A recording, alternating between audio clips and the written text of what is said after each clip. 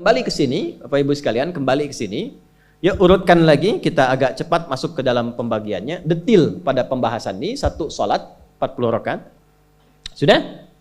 Yang fardu sudah dalilnya, yang rawatib sudah, terakhir yang 11 rakaat yang sholat malam. Ya, 11 rakaat yang sholat malam. Nah, ini 11 rakaat ini bisa warming up dulu 2 rakaat tanpa baca surat, Al-Fatihah saja. Di Allahu Akbar, langsung Al-Fatihah. Tidak pakai iftitah, tidak pakai surat selain Al-Fatihah. Allahu Akbar, ya, a'udzubillahi minasyaitonir rajim. Bismillahirrahmanirrahim. Alhamdulillahirabbil alamin sampai waladhdallin, selesai amin langsung rukuk. 2 rakaat. Seperti itu. Itu namanya khafifatain. 2 salat ringan warming up untuk persiapan supaya hatinya itu bisa khusyuk, badannya bisa agak anget sebelum mulai tahajud. Barulah kemudian tunaikan 2 rakaat setelah itu, 2 rakaat setelah itu, 2 rakaat setelah itu, ujungnya tutup dengan 1.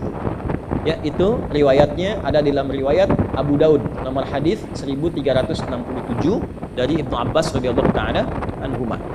Ya, juga disampaikan dalam riwayat Ibnu Umar radhiyallahu taala anhuma ketika beliau mengatakan dari Nabi sallallahu alaihi wasallam, "Shalatul laili masna masna, fa idza khasya ahadakumul fajra falyutir raka'atan wahidah."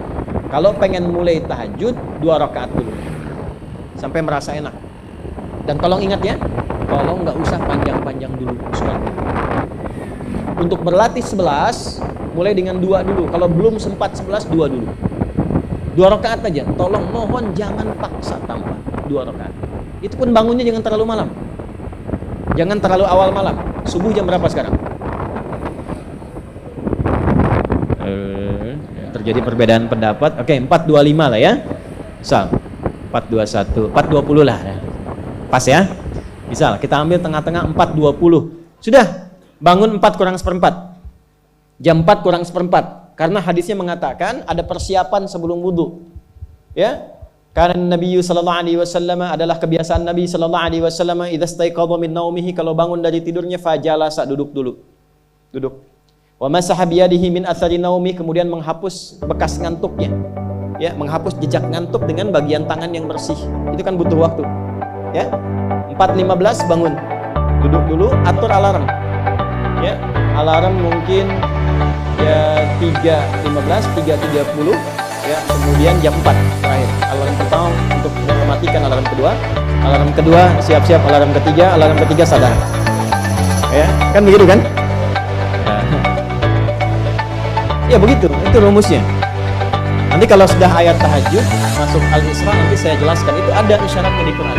Bukan isyarat alarm ya, tapi isyarat perjuangan kita untuk bangun. Jadi 4 kurang 15 itu adalah persiapan supaya jam 4 bisa wudu. Ya, begitu jam 4, madhaba ila syinin mu'allaqah, lanjut ke tempat kemudian berwudu, tempat tertutup wudu selesai, balik lagi, kan 4.20 adzan kan? Kalau 4.10 mulai sholat. Kalau 2 rakaat kan nggak lama-lama, 5 menit, witirnya 1 menit, 3 menit ini istighfar, tunggu subuh. Nah, bacanya jangan tinggi-tinggi. Al-Falaq, An-Nas, witirnya Al-Ikhlas. Besoknya Anda sudah bosan 4 rakaat. Ad-Duha, Al-Insyirah, Al-Falaq, An-Nas, Al-Ikhlas. Besoknya terus sampai bosan, tambah 6 rakaat sampai konsisten 11. Jelas?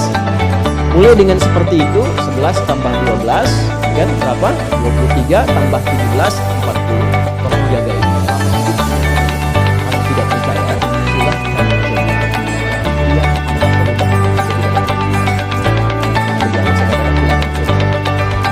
kedua Al-Quran. Kedua apa? Ada 3 tadi. 1, sholat. 2, jangan melewatkan 1 hari tanpa baca walaupun hanya 1 ayat. Walaupun hanya 1, walaupun keterlaluan 1 ayat itu. Ya. Alif Lam Mim Ta. Pesan Ustaz kan 1 ayat. Nun. Nah.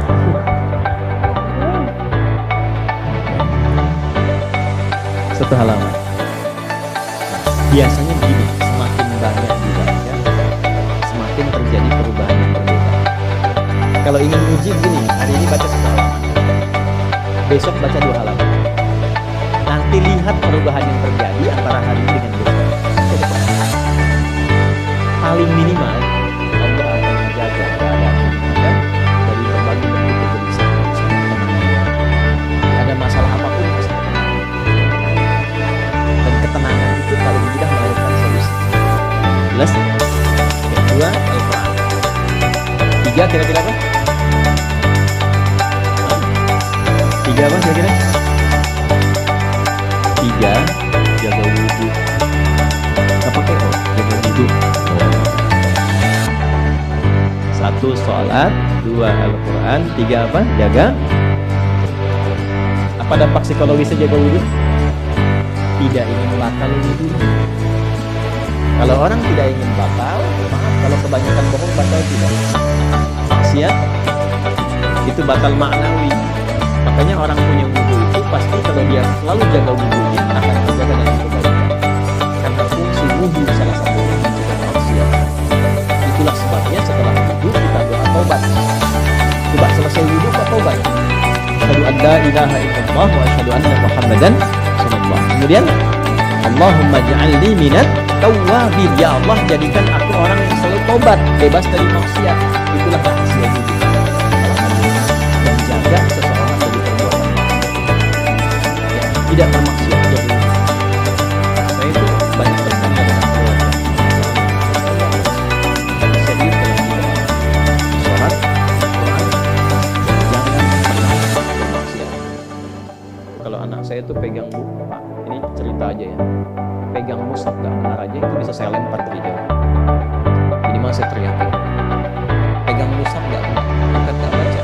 Pegang mushaf harusnya begini, mushafnya pegang begini, atau di atas paha kaki saya pegang, saya lempar dari jauh. Apa ini? Tiga itu serius. Ya, karena itu adalah sesuatu yang bisa merubah kehidupan. Dan itu yang paling memuliakan kita dan memuliakan kita dengan poin. Tapi yang lain kita bisa bercanda. Sholat jangan main-main. Karena itu inti kebahagiaan hidup kita. Dan maksiat itu yang paling fatal.